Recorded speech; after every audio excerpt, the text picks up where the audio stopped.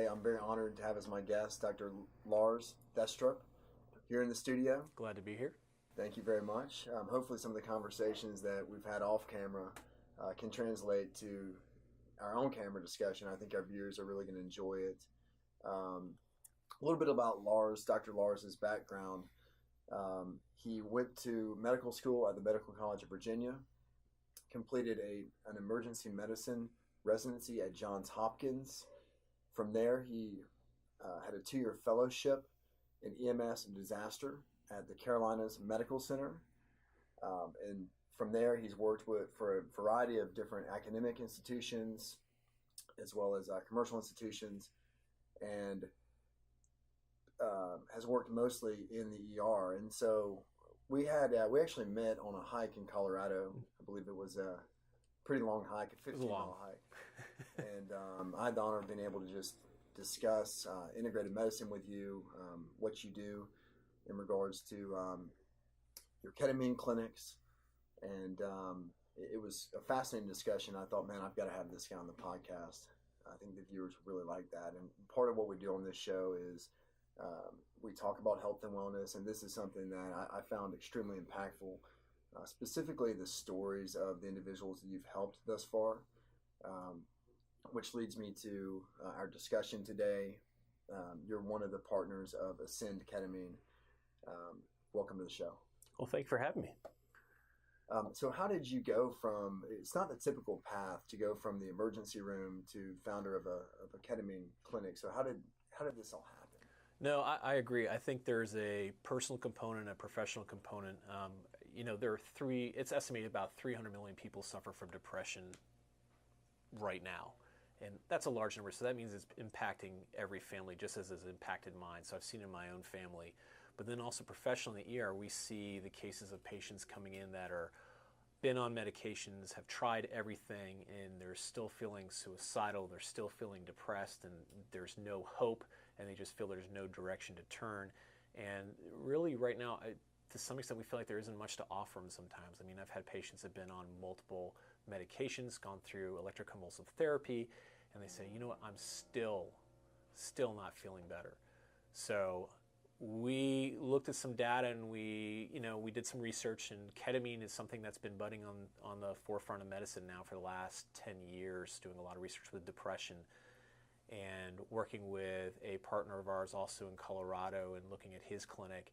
And we really realized that this is a great drug for depression, and it seems to really work. So that's why we got into this, and hopefully to help that population that we see regularly in the ER that's just suffering and just feel like they have nowhere to turn. Right. I mean, have you seen a lot of success thus far?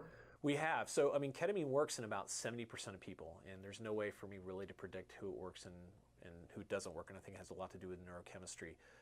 But when it works really well. So the success cases we have, I mean, are phenomenal. People are going from laying in bed all day or being non-functional or being on disability and getting emails from people saying, I'm back to work. Or I am now walking outside of my house. I am going out to dinner with my friends. I am living life the way I want to live life. And that's really rewarding to see. Wow, unbelievable. I mean, is that how you define success from a medical perspective?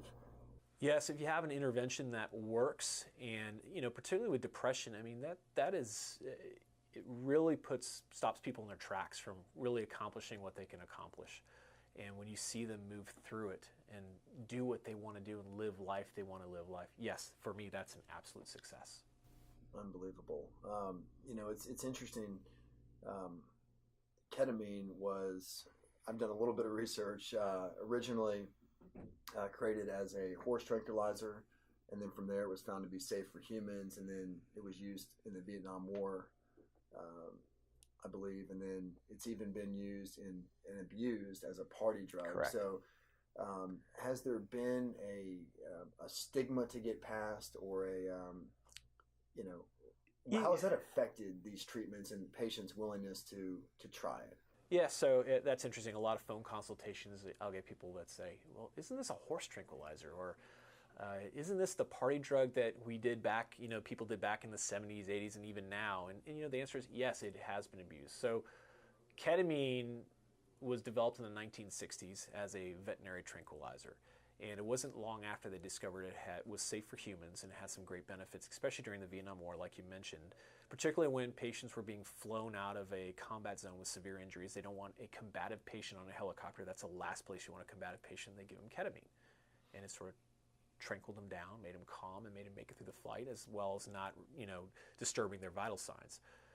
So it's been around for a while. We've been using it in the ER for years. Whenever we set a child's bones or we set an adult's bones, I mean, I've done some amazing reductions in the ER putting people on ketamine, but we give a high dose and very rapidly, and they go into the state of just staring off into space. They don't know what's going on, and we can pretty much manipulate the bones at that point and get a reduction. But it wasn't until early 2000s when they started doing some research on depression and ketamine. They discovered that ketamine works on these pathways in the brain called the glutamatergic pathways. And ketamine itself is what's called an NMDA receptor antagonist. And it's believed through this mechanism of antagonism of this receptor that it does an amazing job in helping turn depression around. Recent research has also come out demonstrating it works on dopamine as well as also on this anti-reward center in your limbic portion of your brain. So all these sort of mechanisms that ketamine plays ultimately helps provide a relief from the depression. Interesting. I mean, I've always heard of depression as a chemical imbalance in the brain. I mean, is that still how depression is viewed these days, or is that something that we just hear and accept as? Yes, I think to some extent it definitely is. I mean, you can give an example. Why is one person depressed from a very young age all the way through their entire life? I think that definitely has to do with the way your brain is wired and those pathways that we're discussing. I think there's also some depression that's obviously situational, but I think those situational depressions also affect your overall neurotransmitters and what goes on in your brain as well. And if you can affect those pathways, I think you can actually make a big difference in that depression. Now, is ketamine a cure for depression? I think that's the big question everybody wants to know. No, it's not a cure, but the way I relate to it is it helps you get out of that deep, dark place, those ruminating thoughts, those suicidal thoughts, and get you somewhere functional where you can start getting a grapple on your life and getting together what you need to get together to be functional for the rest of your life. And that may involve psychotherapy, seeing your psychiatrist, whatever it is. One of the things we always like to say to our patients is if you have a psychotherapist, psychiatrist, psychologist, once you're on the ketamine, you're feeling better, your talk therapy likely is going to have a lot of benefit. And we've had patients come back and say, yes, that's absolutely correct, because now I feel like I can discuss things and look at things without having those ruminating thoughts, and the therapy is working better. Interesting. So it in essence, clears your mind in order for these other therapies to Correct. become more effective. And also there's generally if you come in, you're having a depression, and someone says, I'm going to put you on any medication for your depression and SSRI. It takes, about 6 weeks before you start feeling an effect of that SSRI. Ketamine's a great bridge in that time to get you to that point if that medication works. The problem with these medications, though, is it only works in about 40 to 50%. I'm probably being a little generous there in patients. So, if it does work for you, the SSRI, it helps bridge you to the point where that medication starts taking effect. And this SSRI is the pills that correct. are typically correct. given for depression. Correct. And so, I mean, when you do these ketamine treatments and someone is already on these pills, are they supposed to get off these pills? So no, we say stay on your pills. We do not say get off your medications. There's no interaction on the standard medications that we have to take them off of. The only ones that we have ketamine has an issue with is people who are on benzodiazepines, for example, high doses of Xanax, clonazepine, Ativan, Valium. Those medications work on something called GABA receptors, and they sort of decrease the function of the ketamine and decrease its effect. Same thing if you're a chronic alcoholic. Ketamine's probably not going to have as good of effect if you're a chronic alcoholic, because it also works on those GABA receptors. Got it. Well, what is a dose? I mean, what does a treatment look like? Someone comes in, they say, I want to try ketamine. What does it look like? So you basically, what happens is you come into our office. On your first visit, we sit down and speak to you again. You've already gone through a phone consultation at that point. The physician will consult with you again, make sure you're an appropriate candidate. We'll do a little bit of paperwork, and then we'll go ahead and get you in our private room, and we'll put an IV in you. We try to create a very quiet, peaceful environment for you. We place the IV, and then we start infusing the ketamine, which is done on a weight-based dosage, and we do that over about 40 to 45 minutes. And if you start having effects that you don't like, some people can get a little nauseated during the treatment. Some people may start vomiting. That's very rare, but if it does happen, we have medications to take care of that. Some people say they have a little bit of a hallucinogenic effect or feel a little bit of an out-of-body experience. If that's distressing to you, we have medications to make you feel better, but we can also just slow the infusion down. But on average, it's about 40 to 45 minutes, and then we watch you for an extended period of time after just to make sure you come down back to baseline. And then obviously you need a ride out of our office. We don't want you driving. But all in all, we schedule patients for about an hour and a half to be in our office, and they're generally there about hour 15 or so. And then how many treatments do they typically go through before they're... So the protocol we use has been vetted and actually recommended and shown to be quite effective, have long-lasting effects. And what we do is we do 2 infusions for you the first week of your treatment. Then we do 2 infusions the second week. We do 1 infusion your third week. And then we take a week off, and then we do 1 infusion. Then we take 2 weeks off and do 1 infusion. So it's a total of 7. So with ketamine, obviously not everybody responds. And the question I get a lot from patients as well is, how fast is this going to work? Well, in some patients, it works almost same day that we do the infusion. They start feeling effect, and I'll get an email saying, I feel amazing. This is working great. For, I'd say, probably the majority, it takes somewhere around 2 to 4 infusions for it to really take effect before you start feeling the effects. And I wouldn't go into ketamine thinking this is going to be, a page turner, suddenly dramatic change in my life. What it's going to happen for a lot of people is this gradual change. And usually it's the loved ones that are saying, by the way, he got out of bed at 8 a.m., he went to work today, he hasn't done that in months.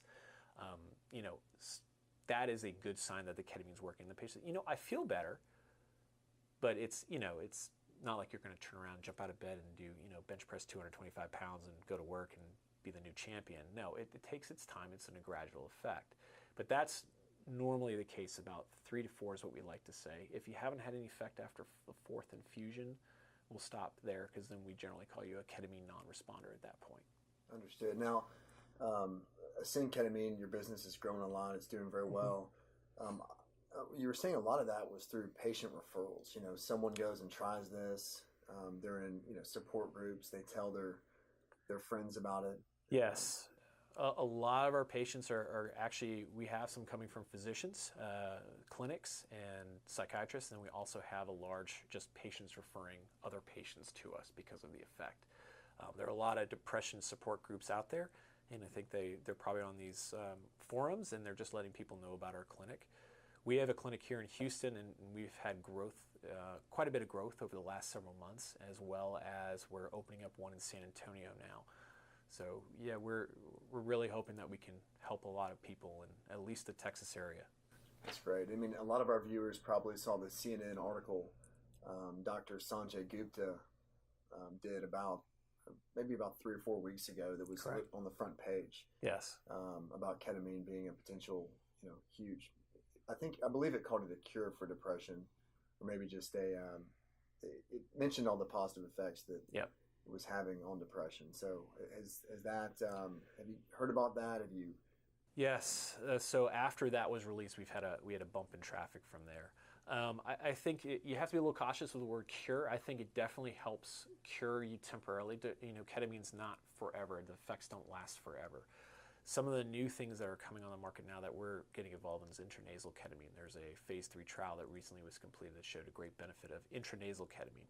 Now, there is no head-to-head with IV, and we still don't recommend intranasal over IV at this point because there's no data supporting it. But what our clinic's starting to do is, once you finish that 7, some people do require boosters. Some people do require to come back and get ketamine every once in a while, hopefully no more than every 4 to 6 weeks. But the goal there is to use intranasal ketamine to space them out further and further and further from those infusions. Excellent. And you've mentioned to me some of these real exciting success stories of people's lives that have been completely changed by this. Can you touch on any stories, obviously without mentioning any names, but can you touch on any stories that you have that? Okay, so this is a patient who has bipolar disorder. So ketamine is indicated for major depression, refractory to medications.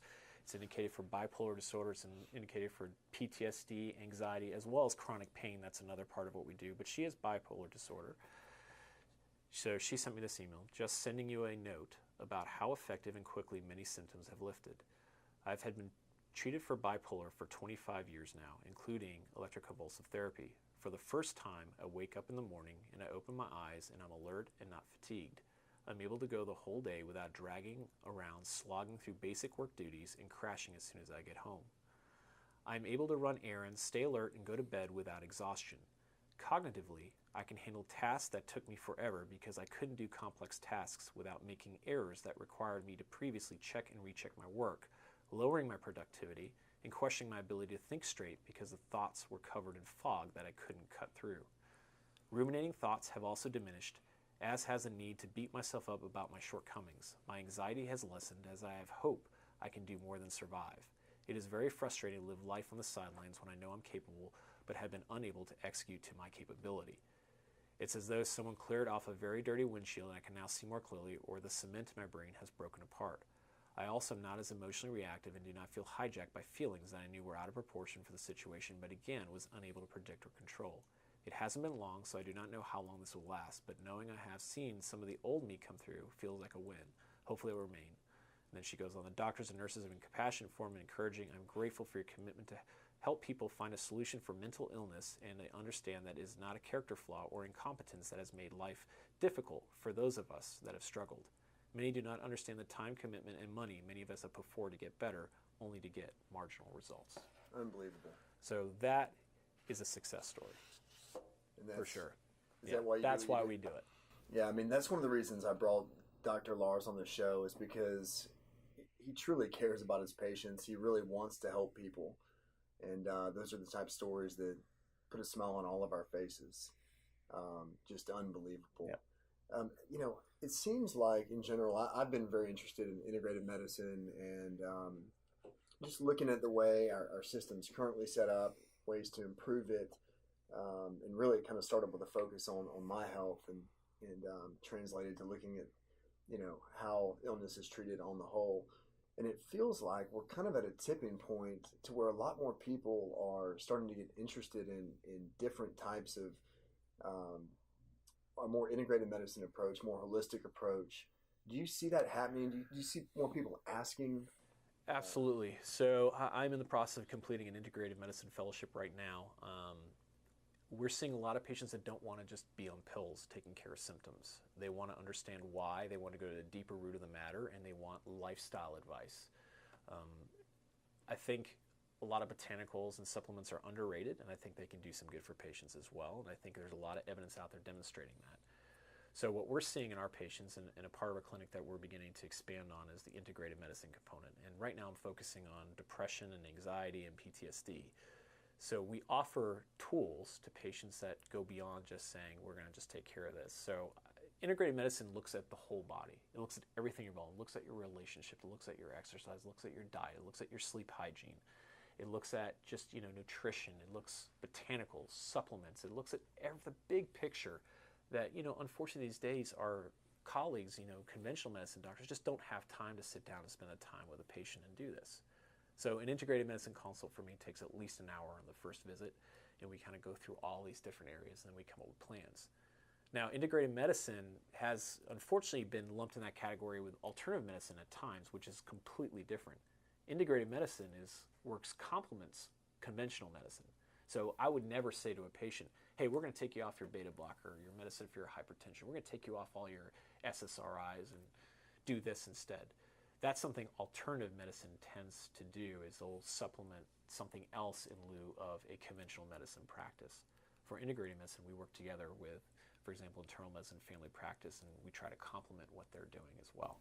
Interesting. I mean, I've spoken with a lot of doctors. There's a lot of doctors here in Houston, especially in the neighborhood that I live in, and most of them really don't speak to integrated medicine. And a lot of them told me, yeah, I think there's definitely merit to that, but that's just not the way that we were trained in medical school. No. And so I think it's that's why I was so fascinated, by you, in that, you're, like you said, you combine the two medicines together. So there's merit to both, and looking at the whole human being. And so I'll tell you, med schools are actually changing. There are actually quite a few med schools now that are bringing in complementary medicine into their curriculum. For example, integrated medicine into it, teaching students about botanicals, teaching about supplements, teaching about all these different values like acupuncture can have on someone. You know, it just, there's data out there demonstrating these things work. So students are now being exposed to it, which is way different than the way I was trained. We were never taught any of this. I mean, I think maybe we had 2 lines saying, yes, and there's something called alternative medicine out there, which was very different than integrated medicine when I was trained. That's all we knew about it. Interesting. So is this every medical school or most medical schools? I don't know if it's every medical school. I know my medical school is now doing it, and I think there are several others. But you also have to realize there's a large integrated medicine academic society out there, which involves Harvard, Duke, Mayo Clinic. MD Anderson even has its own integrative component mixed in with their care, working with the conventional oncologists. So it's growing rapidly. I mean, the Institute of Medicine did a study on the amount that the American public spent on complementary and alternative medicine in 2007. 36 billion is what people spent on it, and 2/3 of it was self-directed, meaning patients are saying, I've read this somewhere, I'm going to try it because I really don't want to do what this conventional medicine has to do, because I just don't feel this is helping me, so I'm going to go out and spend money on this with no direction. So I think the goal of integrated medicine is to provide direction and provide a way for patients to pick the right supplement, pick the right botanical, pick the right not alternative treatment, but the right other treatment to complement what they're doing. For example, if acupuncture for some chronic pain, we know that it works in certain chronic pain syndromes. So I think that is where integrated medicine is going to have some value for patients. So it's $36 billion a year. So there's a huge market there as well. Yes. The consumer saying, "Hey, we want this." Yes. They're out there finding it on their own. They're demanding it. Yes. Maybe not in the most efficient way, and now doctors such as yourself will be able to guide that process and make sure it's being done. So for Ascend Ketamine, my focus is mainly depression and anxiety and those sort of syndromes, and trying to come up with solutions other than a SSRI or whatever medication you're on, or working with that medication and helping you, whatever it is that you feel you need in your life or what we need to change. We'll work with you and try to come up with a plan for you to go through and follow up with you in several weeks and see how that's working for you. Excellent. Well, I'm very honored to have you here on the show today. I hope our viewers have learned a lot. If we can help just one person that might be struggling with depression, if not yourself, then pretty much everyone has a family member or friend. And if you've tried everything and you're interested in this therapy, I wanted to expose this to my viewers, and as a viable option out there, maybe it can help at least one person. I'm sure Dr. Lars would make him happy. Definitely. I'm glad I could be here. Thank you very much. Thank you.